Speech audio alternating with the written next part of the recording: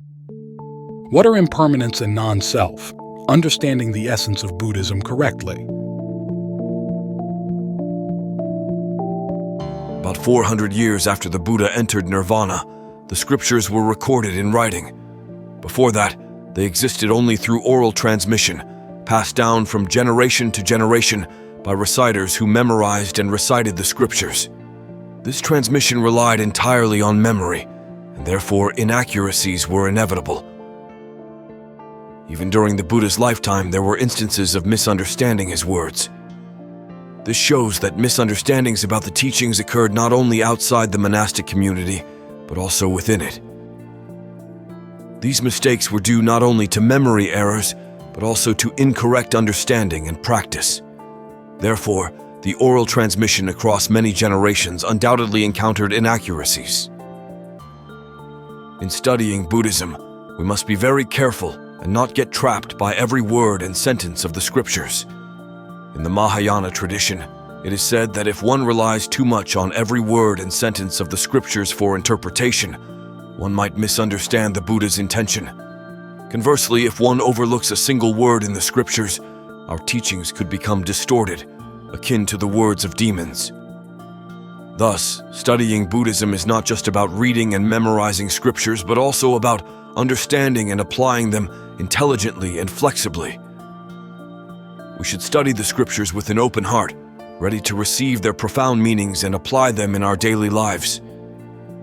Through this, we not only gain a deeper understanding of Buddhist teachings, but also learn how to live happily, peacefully, and meaningfully. This is the wise attitude necessary for those studying and practicing the Dharma.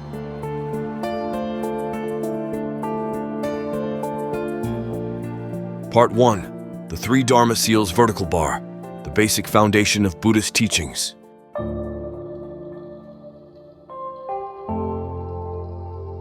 In the journey to understand the wisdom of Buddhism, grasping the three Dharma seals is extremely important. The three Dharma seals, or the three marks of existence, include impermanence, anicca, non-self, anatta, and nirvana.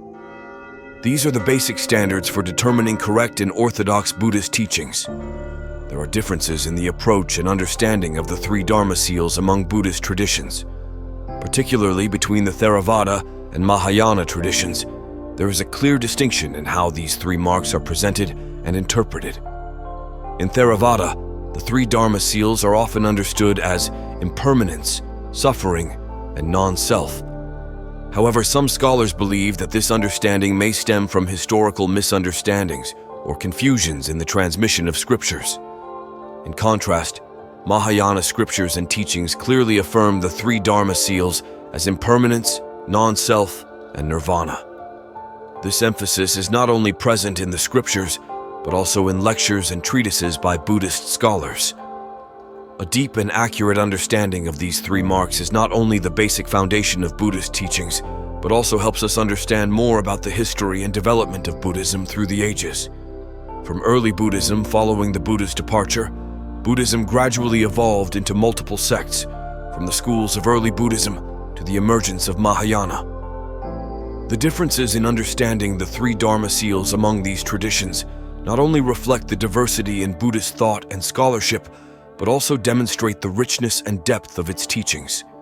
Overall, studying and comparing scriptures from different traditions provides us with a more comprehensive view of the three Dharma seals, a key element in understanding and practicing Buddhism.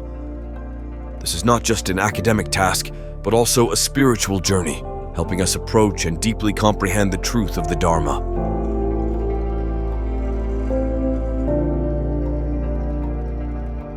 Part 2. The Dharma Seal of Impermanence. The cause of suffering is perceiving the impermanent as permanent.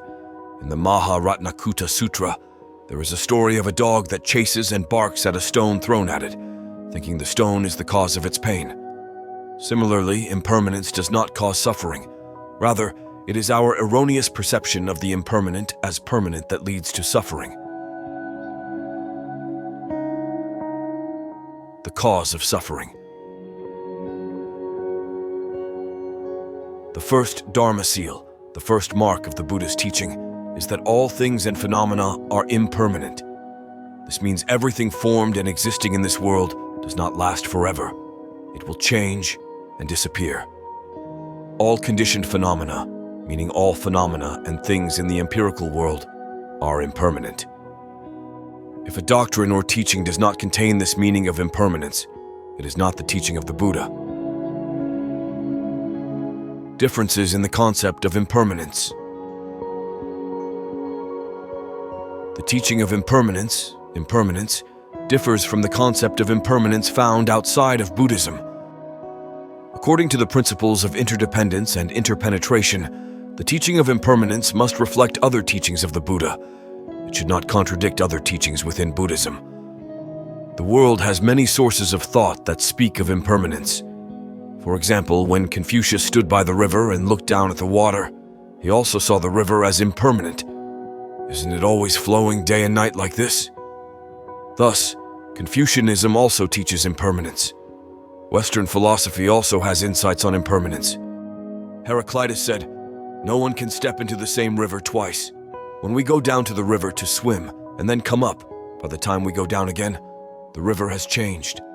In conclusion, many wise men through the ages have seen the empirical world as impermanent.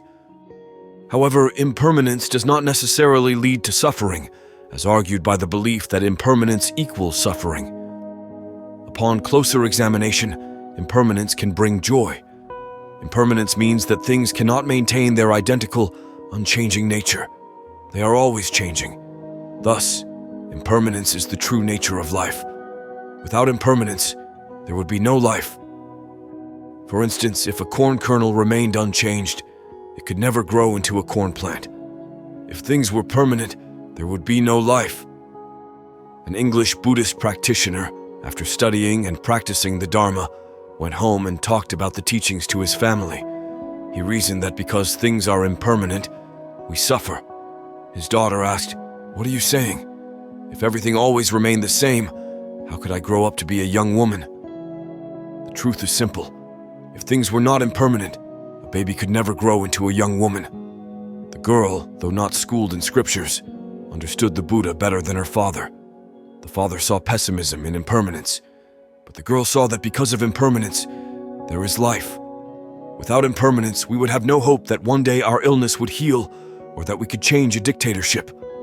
Therefore, impermanence brings the belief that we can transform our situation, that tomorrow will be bright.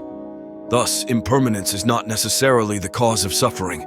The cause of suffering is perceiving the impermanent as permanent. When we have health but do not recognize the impermanent nature of our body, we may lose our health. Awareness of impermanence helps us protect our health, eat and drink moderately, and take care of our bodies. Thus, awareness of impermanence can lead to happiness. Many people have lived through their youth without ever feeling happy in their youth because they were not aware of impermanence. They thought they would always be young, but suddenly, youth was gone.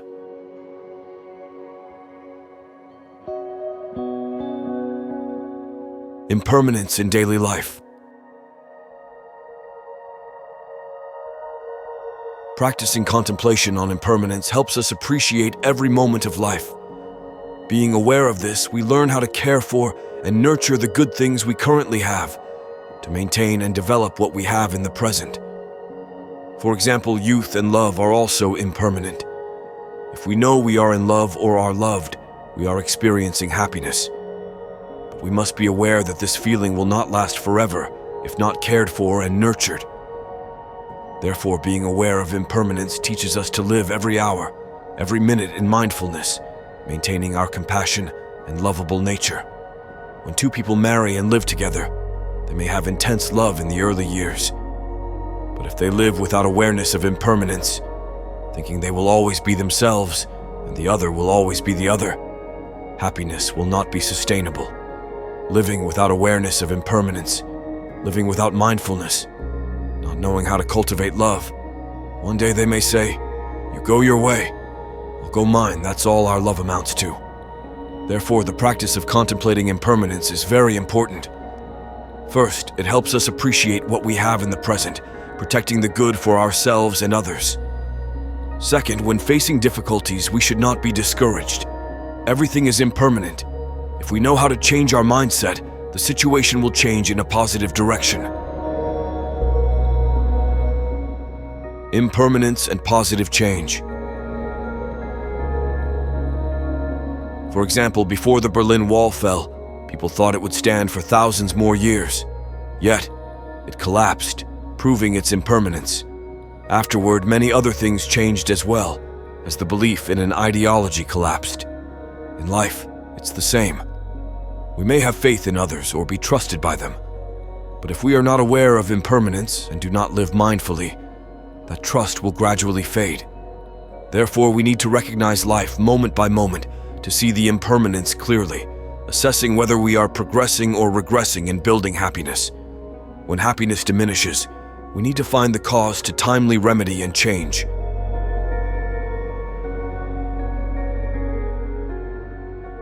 Part 3.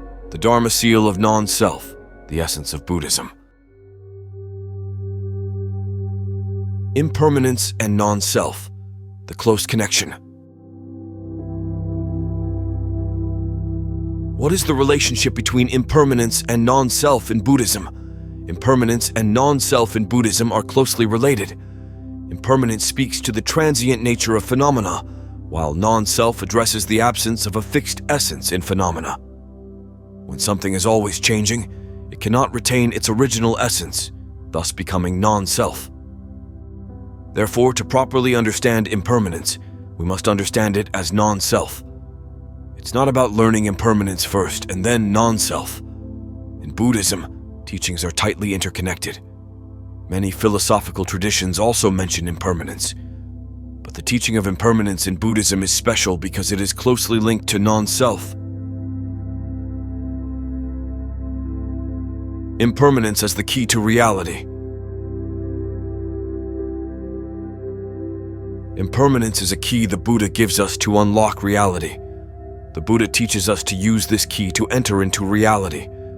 If we only discuss or research impermanence without practicing the contemplation of impermanence in daily life, we are not using the key as the Buddha wished. Instead of using the key to unlock reality, we place it on the altar and prostrate before it. Even if we prostrate 108 times a day, that key is of no use. Hence, impermanence here is not a theory, a philosophy, but a way of life called the contemplation on impermanence. And when do we contemplate impermanence? We contemplate while eating, washing dishes, doing laundry, interacting with friends and family, with ourselves and everything around us. Mindfulness, the hand holding the key of impermanence.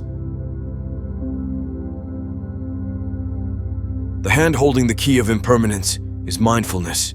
Using mindful breathing, we touch everything, contemplate, and see the impermanence of all things. Such contemplation is not to lament that everything is impermanent and nothing matters, so why bother doing anything? This is a great misunderstanding of impermanence. Impermanence is an opportunity for life and transformation. Thanks to impermanence, we can achieve all freedoms. We can turn suffering into joy. We can change societal conditions. The Dharma is established on the basis of impermanence. If things were not impermanent, what use would the Dharma be? So, impermanence is not about melancholic tunes, negativity. If you think of impermanence in terms of melancholy music, then you completely misunderstand the teaching of impermanence. Very few Buddhist learners see this. While the teaching is very clear, we just start practicing contemplation and already see that impermanence is non-self. Nothing has a fixed nature. This is related to that. Impermanence and non-self, the nature of connection. Since the beginning of this podcast, nearly 20 minutes have passed, and we have exchanged. From the perspective of the body and consciousness, we have changed. The air and blood within us, our cells have changed. We cannot maintain our identity for 20 consecutive minutes. Therefore, we are non-self, and we know we are composed of elements that are not us. If observed carefully, imagine if we did not have friends, teachers, family in life, we would also become a different person. They have nurtured and shaped who we are today.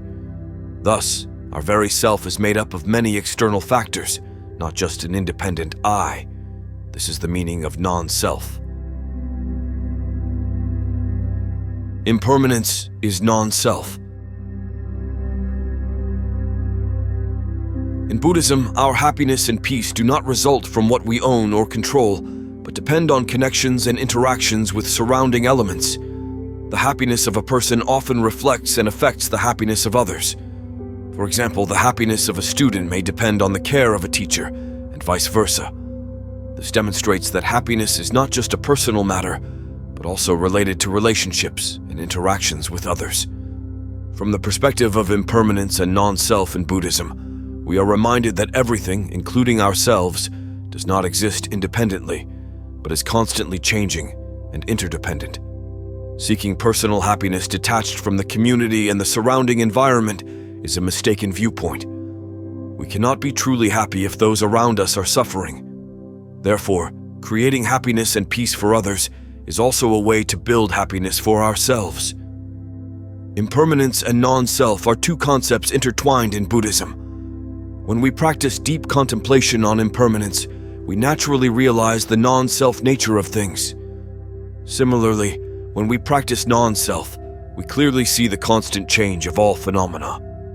This is the mysterious essence of the principle of interdependence, an important aspect of Buddhist teachings.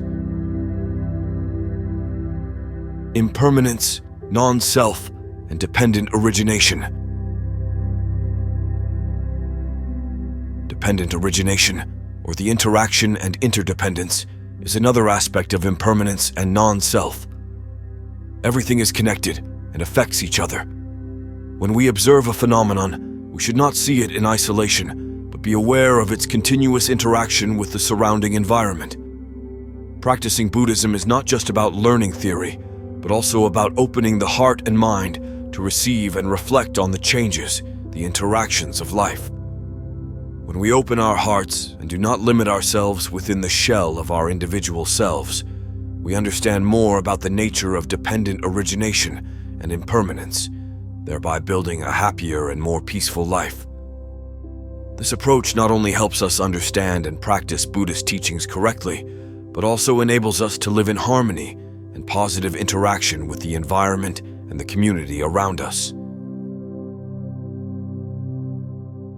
Part 4. The Middle Way. Buddhism, with its richness in philosophy and thought, has provided humanity with profound lessons through its scriptures.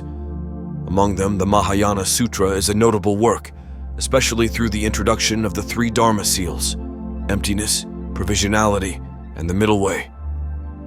The verse used by Master Ji in this work opens a deep door to perceiving reality.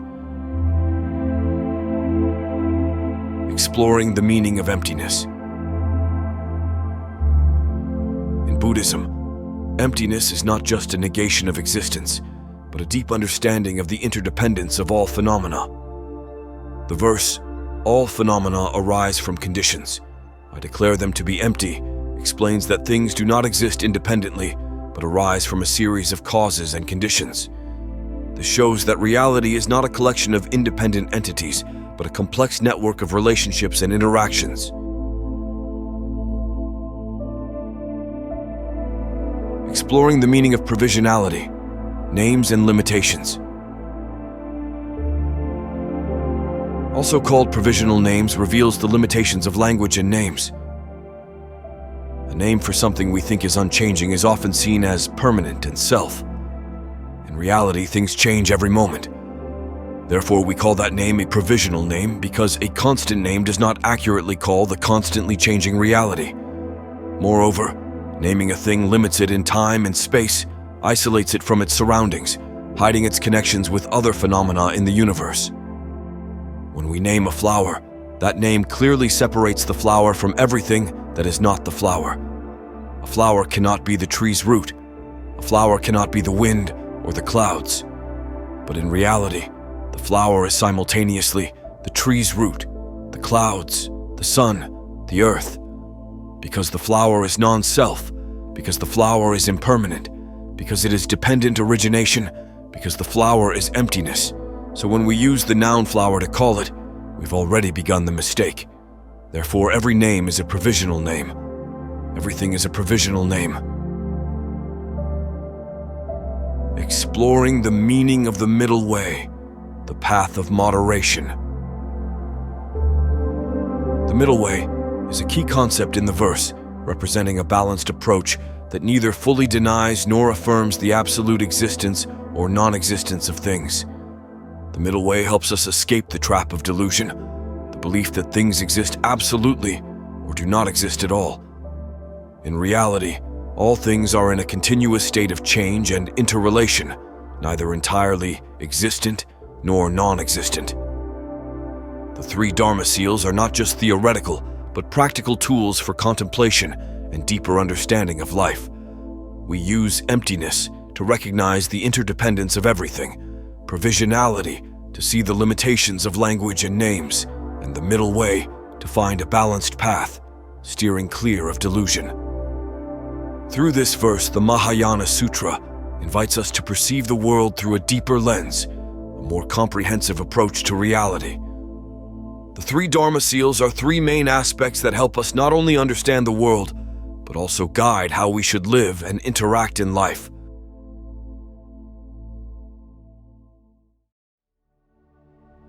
In this podcast, we have delved deeply into the three Dharma seals in Buddhism: impermanence, non-self, and nirvana. We understand that all things and phenomena are not fixed and constantly changing, which is the foundation of the concept of impermanence. Non-self indicates that there is no fixed self in any phenomena. Everything is the result of interactions and dependencies. Finally, we discuss the middle way, a balanced and unbiased approach in perception and practice. Recognizing and applying these teachings is not just an academic endeavor, but also an important spiritual journey. They help us live happily and peacefully as we know how to receive and adapt to the constant changes of life. Practicing and contemplating impermanence and non-self opens the door to understanding the true nature of life and the world around us, helping us live in a state of awareness and empathy towards all things. This deep understanding is the key to unlocking a meaningful, harmonious, and insightful life.